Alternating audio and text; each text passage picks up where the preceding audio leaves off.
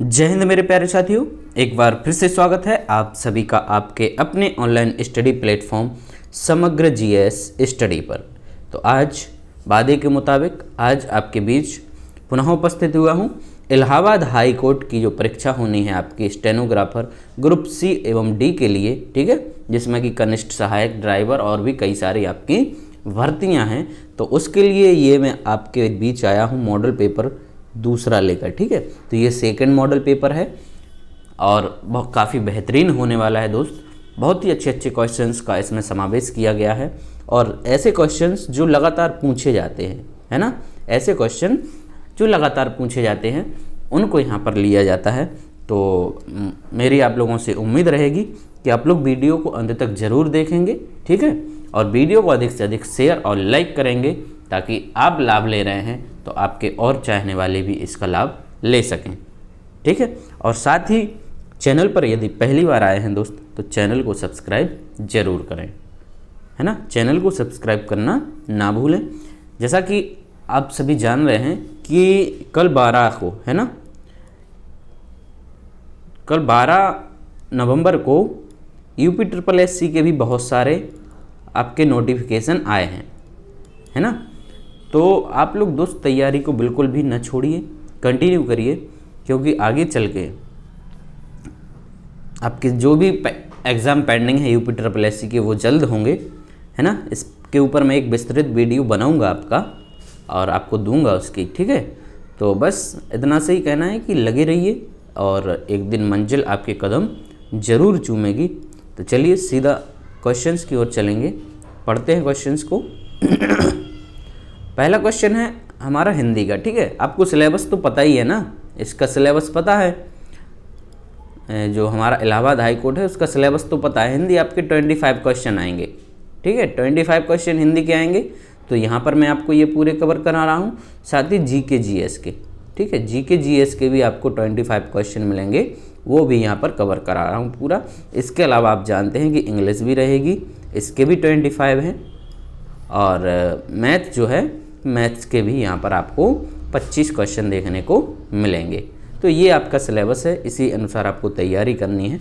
I hope कि सबको आपको पता ही होगा, है ना। तो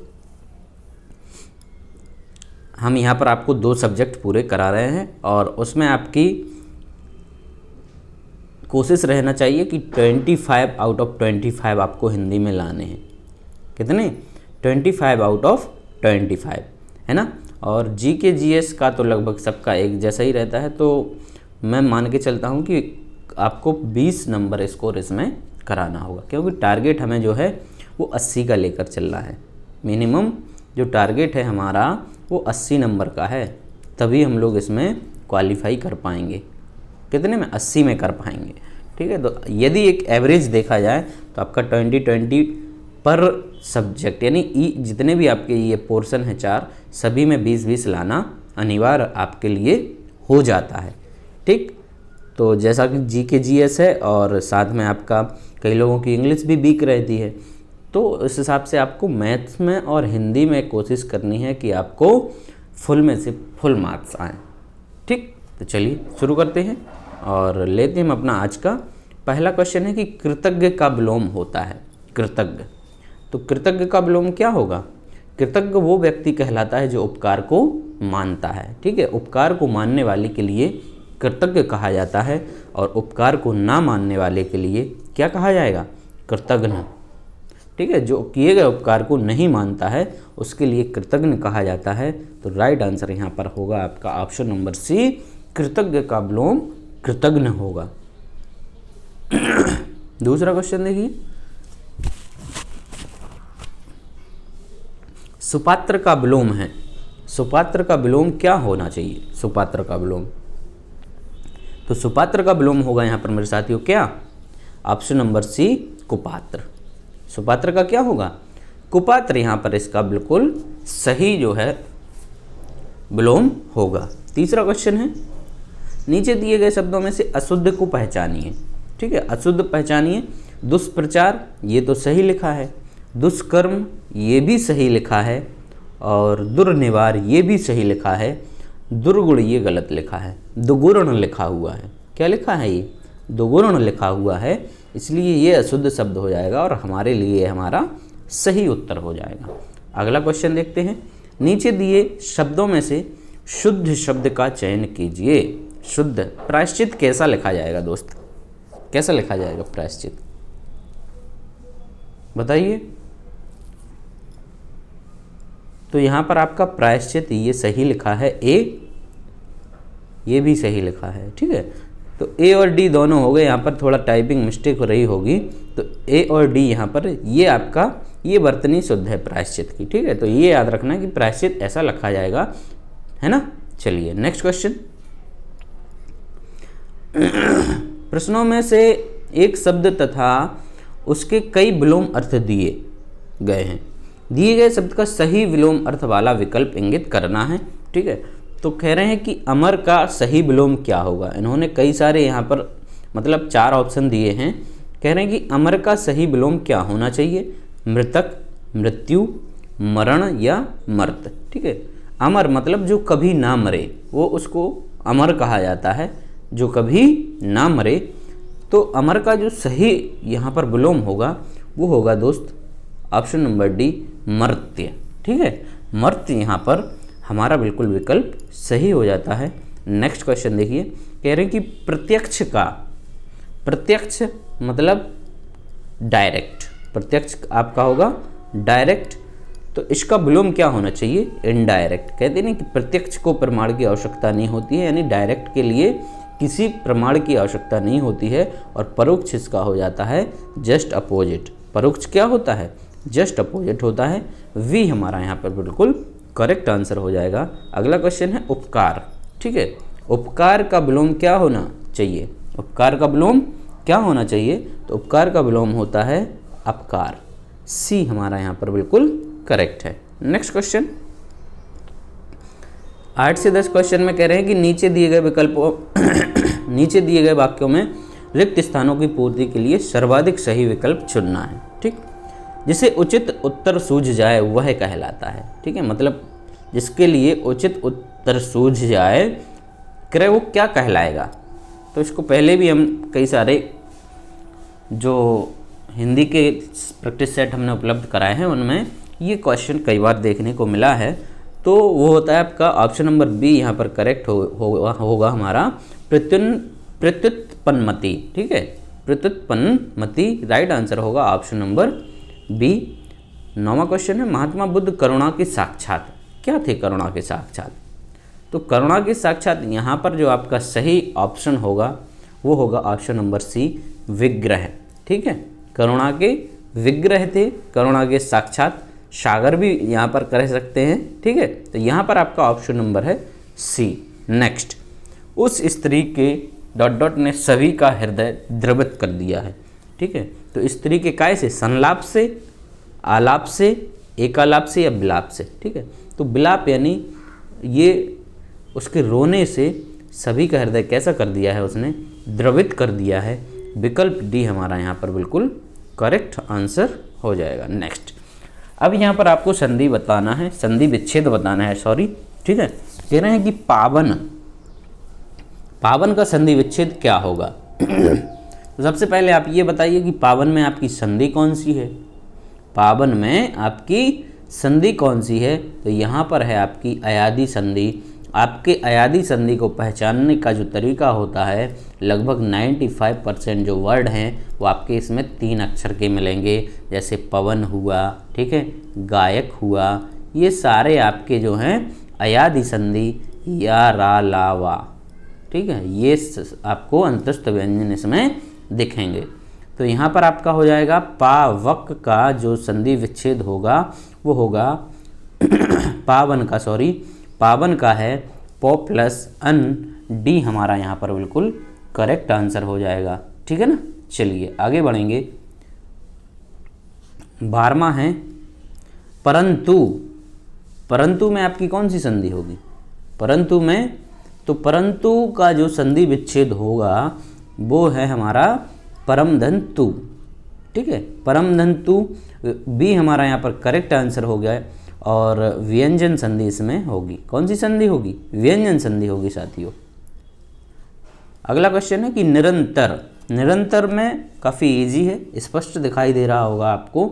इसमें आपका ऑप्शन नंबर सी यहाँ पर बिल्कुल करेक्ट है। और ये आपकी विसर्ग संधि का उदाहरण है। किसका है? विसर्ग संधि का। चलिए आगे बढ़ते हैं। निम्न मुहावरे लोकोक्तियों का सही अर्थ स्पष्ट कीजिए। थाली का वैगन होना, ठीक है, इसका सही अर्थ क्या होगा? थाली का वैगन होना मतलब इसका सही अर्थ क्या होगा बताइए। ठीक, तो थाली का वैगन होना मतलब थाली में बैगन है कोई, तो इधर से उधर लुढ़कता रहता, मतलब कोई निश्चित विचार नहीं है उस व्यक्ति का। क्या है? कोई निश्चित विचार नहीं है। डी हमारा यहाँ पर बिल्कुल करेक्ट आंसर होगा। काठ होना, काठ होना, ठीक है। काठ, काठ मतलब कह रहे काठ होना का अर्थ क्या होगा? सचेत होना, मूर्ख होना, निश्चेष्ट होना या स्तब्ध होना। तो काठ होना का मतलब होता है मूर्ख होना। कैसा व्यक्ति? मूर्ख होना मतलब काठ होना। अगला है पत्थर की लकीर।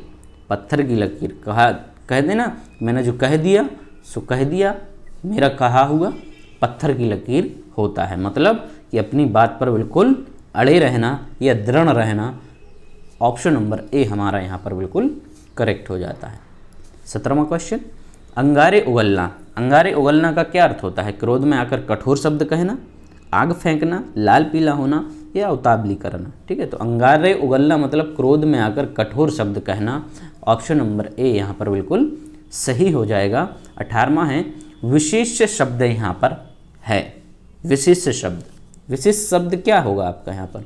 तो दो चीज़ें होती हैं, एक तो होता है विशेषण, है ना, और दूसरा आपका ये विशेष। तो विशेषण संज्ञा एवं सर्वनाम की जो विशेषता बताते हैं वो शब्द आपके विशेषण कहलाते हैं। ठीक है, लेकिन जिसकी विशेषता बताई जा रही है, जिसकी विशेषता बताई जा रही है वो आपका क्या कहलाएगा? विशेष्य कहलाएगा। ठीक है, तो यहाँ पर विशेष शब्द जो होगा वो आपका सीताराम है। राइट आंसर है ऑप्शन नंबर डी। चलिए नेक्स्ट। निम्नलिखित विशेष या विशेषण युग्मों में एक गलत है, उसको बताना है आपको। ठीक है, सर्व सुलभ, ताजी रोटी। ठीक है, रोटी आपका विशेषण, संज्ञा आपकी रोटी और ताजी है ना, तो इसकी विशेषता बताई जा रही है। और तो ये भी नहीं होगा हमारा। कर्मनिष्ठ, ये एक युग्म आपका गलत है। सी यहाँ पर बिल्कुल करेक्ट आंसर हो गया। नेक्स्ट, परिमाणवाचक क्रिया विशेषण का वाक्य होगा। परिमाणवाचक, परिमाणवाचक क्रिया विशेषण का वाक्य आपका होगा कौन सा? वह बहुत थक गया है, वह अभी अभी गया है, वह अंदर बैठा है, वह अब भली भांति नाच लेता है।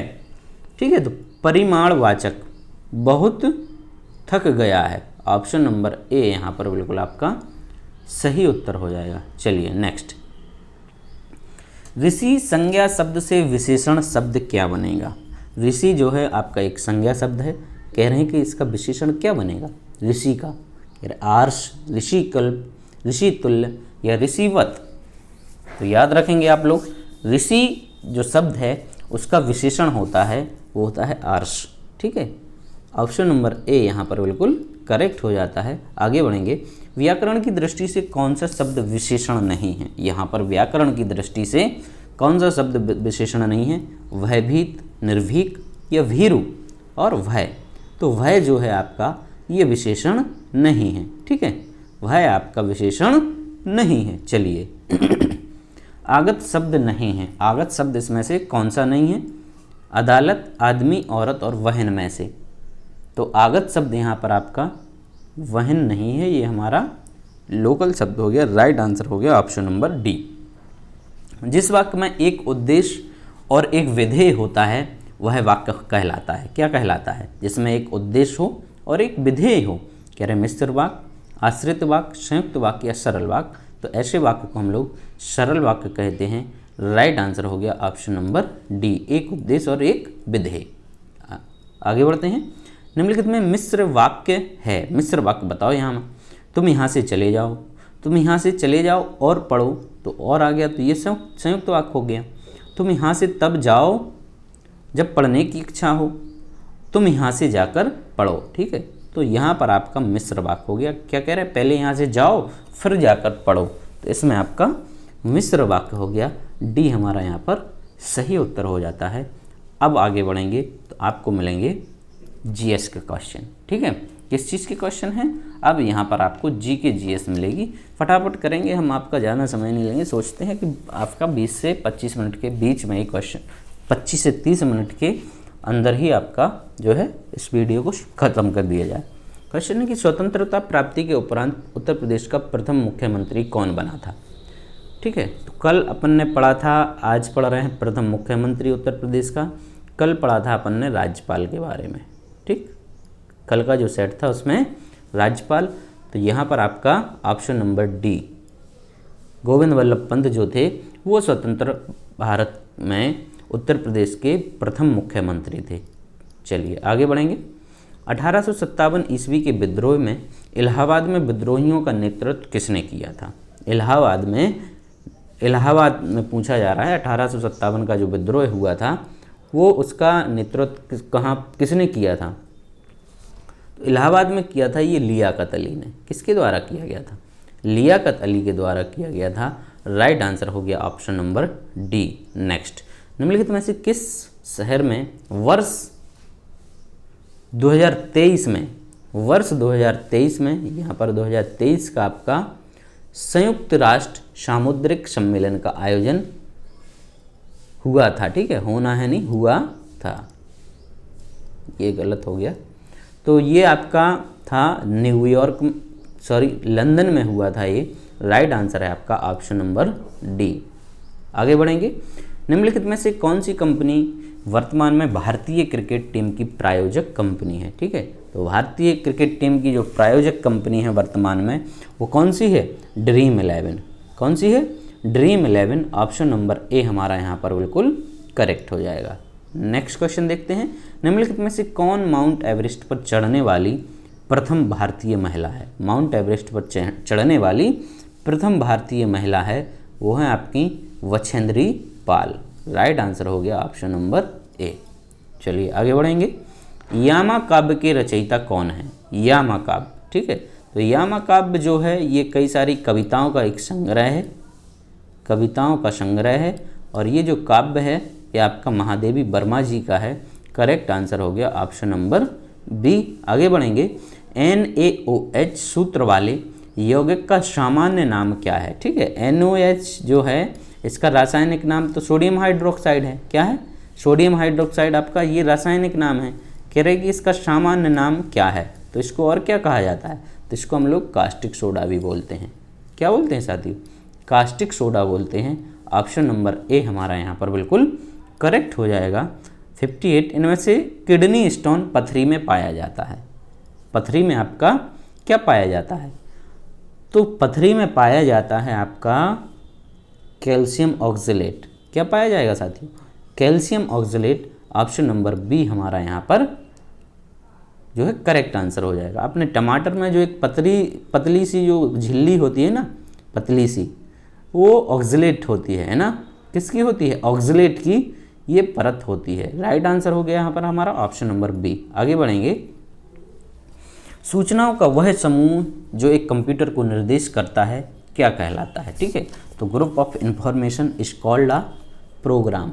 क्या कहलाता है? Group of information is called a program. Right answer हो गया हमारा option number D. Next question, कौन सी पर्वत श्रृंखला विश्व में सबसे लंबी है? कौन सी पर्वत श्रृंखला विश्व में सबसे लंबी है? तो विश्व की जो सबसे लंबी पर्वत श्रृंखला है साथियों वो है एंडीज पर्वत की, जिसकी लंबाई है 7000 किलोमीटर। कितनी है?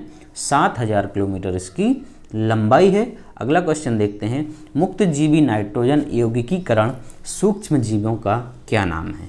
मुक्त जीवी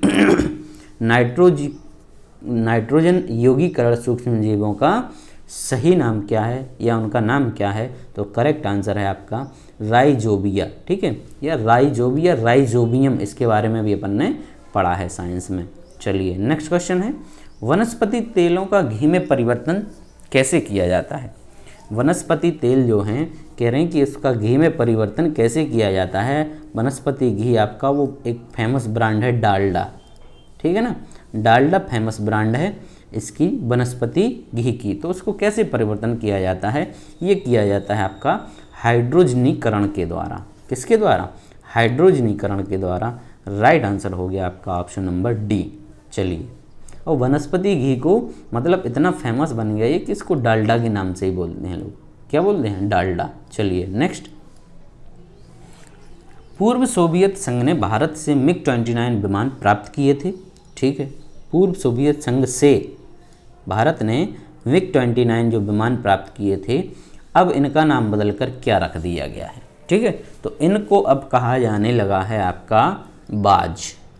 इनका जो अब नाम है क्या रख दिया है? भारत में इनको बाज कहा जाता है।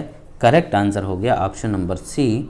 64 क्वेश्चन है, निम्न में से एंटी टैंक निर्देशित मिसाइल फायर एंड फॉरगेट किसे कहते हैं? फायर एंड फॉरगेट मतलब चला दो और भूल जाओ, तो वो एंटी टैंक मिसाइल है वो। ठीक है, कौन सी है? तो ये है आपकी नाग। नाग जो मिसाइल है इसको फायर एंड फॉरगेट भी कहा जाता है, याद रखेंगे आप लोग। नेक्स्ट है, भारत का लघु दूरी प्रक्षेपास्त्र है। ठीक है, मतलब कम दूरी पर आपको जो रॉकेट वगैरह लॉन्च करने होते हैं तो वो उसका प्रक्षेपण का अस्त्र क्या है? तो कम दूरी के लिए है हमारा कौन सा? करेक्ट आंसर है यहाँ पर option number B, Arjun. Right answer B हो गया यहाँ पर अर्जुन। चलिए नेक्स्ट क्वेश्चन, पिनाक क्या है? पिनाक क्या है? पिछले में अपने पिछले जो सेट था हमारा पहला, उसमें एक ऑप्शन में था ये पिनाक। ठीक है, पिनाक है क्या ये एक्चुअली में? तो पिनाक जो है वो आपका बहु बैरल रॉकेट प्रणाली है ना? क्या है? बहु बैरल रॉकेट प्रणाली यानी मल्टी बैरल रॉकेट लॉन्चर है ये। ठीक है, और इसका जो नाम लिया गया है पिनाक, भगवान शिव का जो धनुष था। ठीक है, भगवान शिव का जो धनुष था उससे इसको लिया गया है। तो राइट आंसर है हमारा यहाँ पर ऑप्शन नंबर बी। अगले क्वेश्चंस की ओर बढ़ेंगे।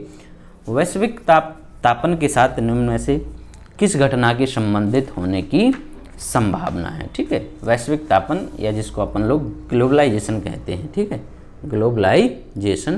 तो इसमें आपका क्या होता है? इसमें जो आपके ग्लेशियर वगैरह हैं वो अधिक ताप की वजह से क्या हो रहे हैं? पिघल रहे हैं। ठीक, तो इसके वजह से जो घटना होती है वो होती है कौन सी? एल नीनो की घटना। राइट आंसर है हमारा ऑप्शन नंबर बी। 68 देखते हैं, जब कोलाइडी विलयन से प्रकाश का प्रबल किरण पुंज गुजारा जाए। ठीक है, कोई कोलाइडी विलयन है उसमें से कह रहे हैं कि लाइट का जो है या प्रबल किरण पुंज गुजारा जाए, तो कह रहे जाए तो प्रकाश पे क्या इसका असर पड़ता है? ठीक है, तो प्रकाश जो है प्रकीर्णित हो जाता है। क्या हो जाता है? प्रकीर्णित हो जाता है, मतलब छितरा जाता है। यहाँ पर सीधा शब्द लिखा है छितरा जाता है। करेक्ट आंसर हो गया option number A. Next, Bharat का राष्ट्रीय पंचांग या नेशनल कैलेंडर कौन से काल पर आधारित है? कह रहे विक्रम काल पर है, कली काल पर है, शक काल पर है, इनमें से कोई नहीं है। तो जो अभी भारत का राष्ट्रीय कैलेंडर है वो आपका शक काल या जिसको शक संवत क्या कहते हैं? शक संवत पर आधारित है। सी हमारा यहाँ पर बिल्कुल करेक्ट हो गया। नेक्स्ट, भारत में संघीय फेडरल शासन प्रणाली अधिनियम के अंतर्गत प्रारंभ हुई। ठीक है, कौन से शासन अधिनियम के अंतर्गत ये प्रारंभ हुई थी? संघीय, ठीक है, शासन प्रणाली। तो ये आपका अधिनियम था भारत सरकार अधिनियम 1935। ठीक है, किसके तहत? भारत सरकार अधिनियम 1935 के तहत। राइट आंसर हो गया ऑप्शन नंबर सी। 71 पुस्तक the ancient trace of Florence किसने लिखी है? The ancient trace of Florence किसने लिखी है? तो इस पुस्तक के जो रचयिता हैं वो कौन है? लेखक हैं, सॉरी, वो हैं सलमान रुश्दी। कौन है? सलमान रुश्दी। सी यहाँ पर बिल्कुल करेक्ट आंसर हो गया। नेक्स्ट, सूर्य का प्रकाश, तापमान, वर्षा, दाब तथा वायु वेग एक साथ क्या बनाते हैं? ठीक है, तो ये सूर्य का प्रकाश हुआ, तापमान हुआ, वर्षा हुई, दाब, वायु वेग, और ये सब मिलकर एक साथ क्या बनाएंगे?